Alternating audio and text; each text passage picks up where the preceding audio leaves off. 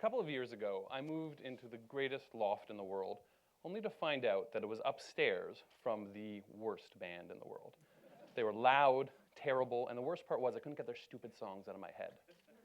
I began to fantasize about how I could somehow destroy them. I figured I'd be doing them a favor. Now, I never actually did destroy that band, but I thought of a character who could, and an idea for a comedy called Breaking the Band. My name's Mark Slutsky. My short comedy, Sorry Rabbi, starring Jessica Perret and Jacob Tierney, just premiered here at TIFF, and I co-wrote Peepers, this year's leading Canadian Comedy Award nominee. And my name is John Christou. And I'm Aisling Chenier, and we're Prospector Films. And we produced Sorry Rabbi, as well as this year's Genie-nominated File Under Miscellaneous, and between us, we've produced over 20 films.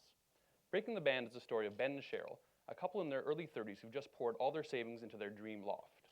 Ben used to be in a rock and roll band, but now he and Cheryl run Noteworthy, a company that produces easy-listening elevator music, this kind of stuff.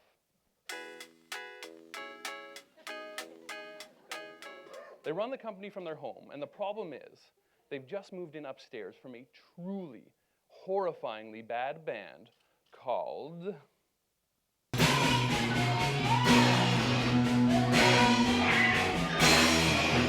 the Tender Funky Criminals.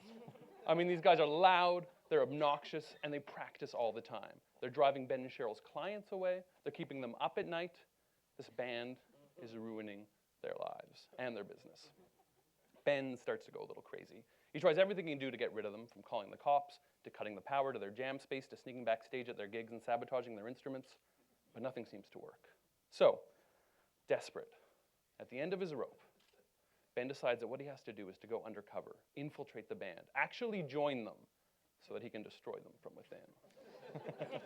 So, after non-fatally spiking the bass player's beer, Ben auditions and becomes the band's new bassist, and he discovers that the Tender Funky Criminals are fronted by Debbie and Pyotr, a pair of immigrant Belarusian siblings whose great love for North American culture is expressed enthusiastically, if totally ineptly.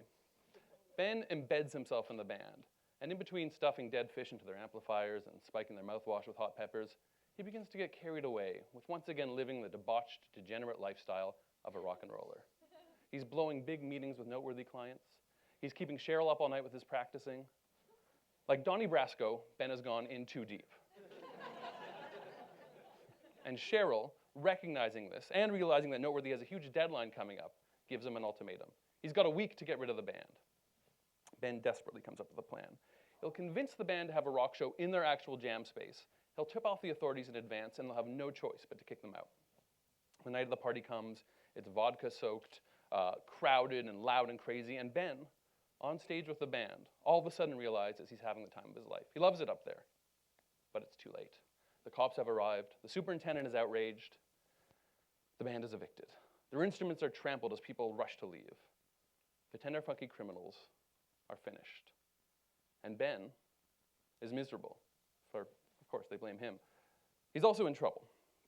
He's now got 2 days to deliver a huge package of music to Noteworthy's biggest client, or they'll lose the client, lose their business, and lose their home. And Cheryl will, of course, understandably blame him. So he has an idea, recognizing that the true genius of the Tender Funky Criminals was their ability to create infectiously, irritatingly catchy earworms. He coaxes them back into Noteworthy's studio, where they spend all night converting their songs into easy-listening Muzak tracks. So he takes music that starts off sounding like this,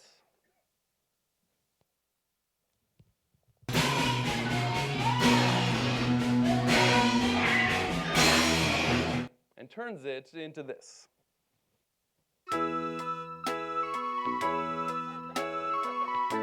Ben is jazzed. It's the best work he's ever done.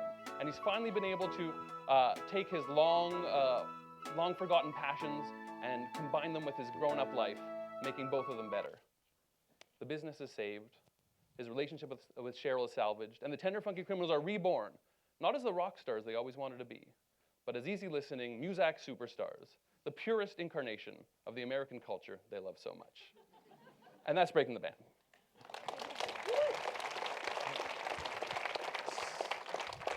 So we've been working on this project now with Mark for over a year, and we're just now entering a second round of development with the support of Telefilm Canada. We see Breaking the Band's target audience as men and women in their 20s and 30s who are pop culture savvy, love music, and comedies. Like High Fidelity meets School of Rock, Breaking the Band is a quarter-life crisis comedy with an indie music edge. And since music's going to be a really important part of this film, we want to have a killer soundtrack, cameos of prominent musicians, and when we release the film, we want to partner with influential music sites like Pitchfork.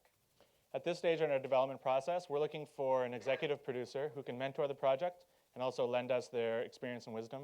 We're also looking for some more development money to take us from the finished script to a polished, packaged project, which includes attaching some top indie bands to write the music, as well as a great cast.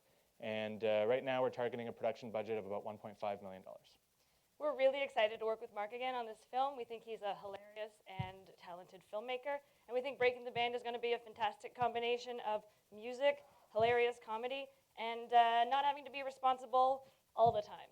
So, thank you. Breaking the Band.